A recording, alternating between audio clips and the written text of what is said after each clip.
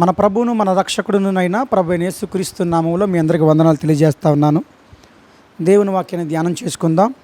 ఇర్మియా గ్రంథము 1వ అధ్యాయము 4వ వచనంలో చూచినట్లయితే, యెహోవా వాక్కు నాకు ప్రత్యక్షమై ఈలాగు సెలవిచ్చెను, గర్భములో నేను నిన్ను రూపింపక మునిపే నిన్నెరిగి తిని, నీవు గర్భము నుండి బయలుపడక మునిపే నేను నిన్ను ప్రతిష్ఠించి తిని, జనులకు ప్రవక్తగా నిన్ను నియమించి తిని.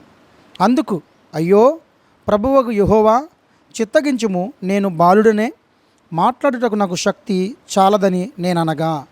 చూడండి ప్రియ దేవుని బిడ్డారా, ఆ దినాల్లో ప్రభువైన దేవుడు ఇర్మియాను సేవకు పిలుస్తున్నాడు. పిలిచి నేను వెళ్ళమన్నటువంటి జనుల దగ్గరికి వెళ్ళి నేనేదైతే చెప్తానో అది చెప్పాలి అని చెప్పి అన్నప్పుడు, అమ్మో నేను చిన్నవాడినయ్యా, నేను చేయలేను, నాకు అంత శక్తి లేదు అని చెప్పి అంటాను. చూడండి ప్రియ దేవుని బిడ్డారా, దేవుడు చాలామందిని సేవకు పిలిచాడు.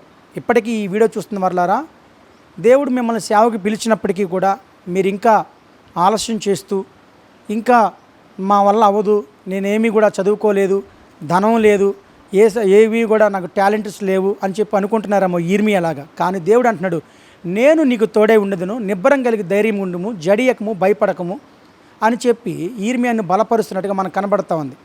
కాబట్టి ఇప్పుడు దేవుని బిడ్డలారా, తర్వాత ఇర్మియాను బలమైనటువంటి ప్రవక్తగా మార్చినట్టుగా కూడా మనం చూస్తూ ఉంటాం.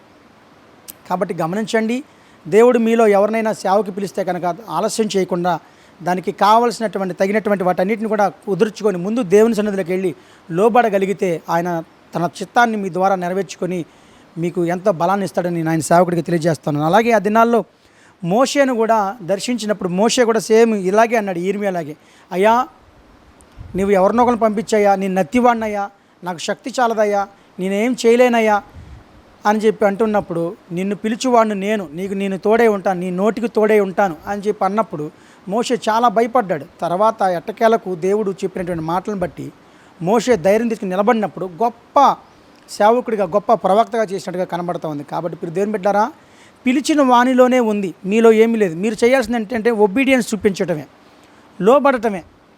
అలా లోబడినప్పుడే దేవుడు కార్యాలు చేస్తాడు.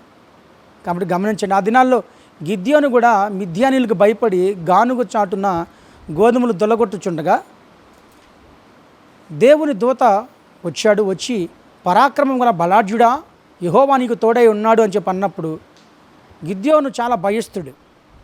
కానీ దేవుడు పిలిచిన తర్వాత ధైర్యం తెచ్చుకొని ఆ యుద్ధాన్ని కొనసాగించినప్పుడు 300 మందితో యుద్ధాన్ని విజయం ఇచ్చినట్టుగా మనకు కనబడుతూ ఉంది. కాబట్టి పిలిచిన వాణిలోనే ఉందని, మనలో ఏమీ లేదని, కాబట్టి ఆయనకు లోబడితే, ఆయన మాట వింటే ఆయన చూసుకుంటాడని మీరు గమనించాలి. కాబట్టి ఈ వీడియో చూసిన వారులారా, దేవుడు మిమ్మల్ని ఎప్పుడో సేవకు పిలిచినప్పటికీ కూడా ఆలస్యం చేస్తూ, నాకు విద్య లేదని, నాకు ఆ యొక్క కావాల్సినటువంటి ఎక్విప్మెంట్స్ లేవని ఏదేదో చెప్పి దాటుకుంటూ పోతున్నారేమో, పిలిచినా కూడా చాలా సంవత్సరాలు అయిపోయినా ఇంకాను కూడా మీరు ముందుకు వెళ్ళట్లేదేమో ఒకసారి గమనించుకొని ఇర్మియా లోబడినట్టుగా మీరు లోబడండి, మోషే లోబడినట్టుగా మీరు లోబడండి, గిద్యోని లోబడినట్టుగా లోబడండి. తద్వారా గొప్పవారిగా వారిని ఎలా చేశాడు మిమ్మల్ని కూడా చేయబోతున్నాడని ఆయన సేవకుడిగా తెలియజేస్తున్నాను. నేను కూడా మీ ముందు ఈ వాక్యం చెప్పేటప్పుడు నేను కూడా పూర్వం ఈ మాటలు చెప్పిన వాడిని. తర్వాత దేవునికి ఎప్పుడైతే లోబడి విధేయత చూపించానో ఆయన నన్ను ఇక్కడ దాకా తీసుకొచ్చాడు, రాబోతున్న దినాల్లో ఎక్కడికి తీసుకెళ్తాడో ఆయన ఇష్టం. కాబట్టి మనం చేయాల్సింది ఏంటంటే ఆయనకు లోబడటమే, ఆయనకు విధేయత చూపించడమే మీరు తెలుసుకోండి. అలాగే ఆ దినాల్లో శిష్యులతో ఆయన ఒక మాట చెప్పాడు, తన శిష్యులలో 2 చూచి మీ ఎదుటనున్న గ్రామానికి వెళ్ళుడి, అందులో మీరు ప్రవేశింపగానే గాడిద పిల్ల కనబడును, దాని మీద ఏ మనుషుడును ఎప్పుడును కూర్చుండలేదు, దానిని విప్పి తోలుకొని రండి అన్నాడు. ఇక్కడ చూస్తే ఆ గాడిద మీద ఎవరు కూడా ఎక్కలేదంట, ఏ మనుషుడు కూడా. అటువంటి దానిని తీసుకొచ్చాడు. దేవుడు ఎప్పుడైతే ఎక్కాడో ఆ యొక్క గాడిదకు ఆ యొక్క స్థితిగతులన్నీ కూడా కలిగిని సేవ చేయడం నేర్చుకుంది. దేవుడికి ఎలా లోబడాలో, విధేయత చూపించాలో, ఆయన పైన ఎక్కినప్పుడు ఎలా నడవాలో, ఎలా అంత బరువు ఎలా మోయాలో అంతా కూడా నేర్చుకుంది. తద్వారా అనేకులు దారి పొడుగునా కూడా మట్టలు అన్నీ కూడా దారి పొడిగినట్టుగా మనకు కనబడతా ఉంది. కాబట్టి ఇప్పుడు దేవుని బిడ్డారా, ఆ గాడిద ఒబీడియన్స్ చూపించింది. దేవుడు ఆ యొక్క జీవితాన్ని స్థితిగతులు మార్చినట్టుగా మన స్థితిగతులను కూడా మారుస్తాడు. మనం చేయాల్సింది ఏంటంటే లోబడటమే. దానికి కూడా అనుభవం లేదు, ఏ మనుషుడు కూడా ఎప్పుడూ ఎక్కడలేదంట, ఎక్కితే ఎలా నడవాలో కూడా తెలియదు. కానీ అలాంటి దానిని కూడా దేవుడు విధేయత చూపించినప్పుడు ఆ యొక్క గాడిద అద్భుతమైన కార్యం చేసినట్టుగా మనకు కనబడుతూ ఉంది.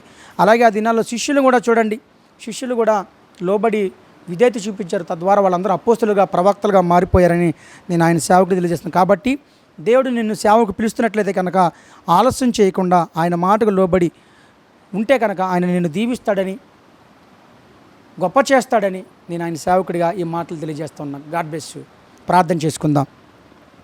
స్తోత్రములు తండ్రి, పరిశుద్ధుడైన మా ప్రభువానికి వందనాలు, స్తోత్రాలు. నీ ఘనమైన నామమునకు మహిమ, ఘనత, ప్రభావం కలుగునుగాక. విత్తబడినటువంటి మాటల్లో నాయన సేవకి పిలిచిన వారు ఎవరైనా ఉంటే కనుక వారిని బలపరచండి, వారి మధ్యలోకి ఈ వీడియోని తీసుకెళ్ళండి, వారిని ఆస్వాదించి సేవకి పురుకొల్పండి.